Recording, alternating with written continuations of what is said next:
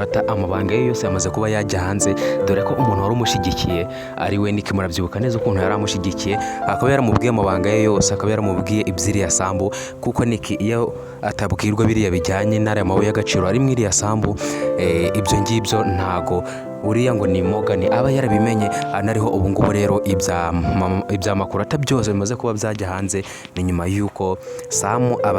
asanze Makurata ari kumwe na Nick muri resitora, kandi abizi neza ko Nick nta kintu bakivugana. Ahangaha rero niho abafashe, noneho barimo kumuganiraho, aho ibintu byose Makurata yamaze kuba yabishira hanze, ndetse na Nick yamaze kuba yamwihinduka, aho yamubwiye ati ubundi igihe cyose mwahereye aho mwakomeje mugenda kuri Samu mushaka kuba mwarya imitungo ye, ntago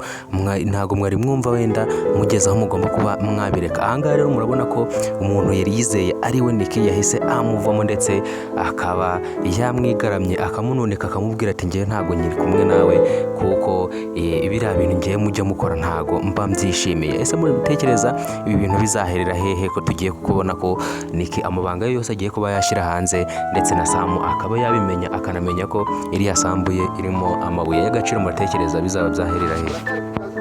Ku rundi ruhande, aho umuntu witwa Morgan ubu ngubu yamaze kuba yageza inkuru ye kuri papa we, aho yari arimo kumubwira ko ibintu bigiye kuba byacamo, aho yamaze kuba yamubwira ko iriya sambu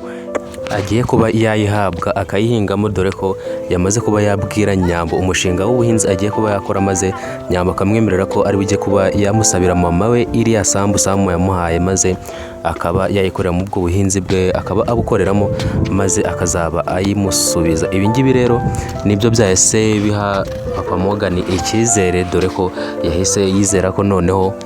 buriya butaka bugiye kuba bwajya mu maboko yabo, dore ko umuhungu we yaramaze kuba yabimubwira, anariho yamubwiraga ko noneho atangiye kuba yaca akenge, atangiye kugwanira imitungo yabo, ubu ngubu atangiye kuba yagera ku ntego yabo. Reka mbashimire cyane mwebwe mwakomeje kubona natwe muri kiganiro,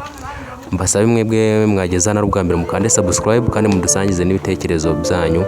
babwire ngo duhurire mu zindi episode zikurikira. Ciao ciao na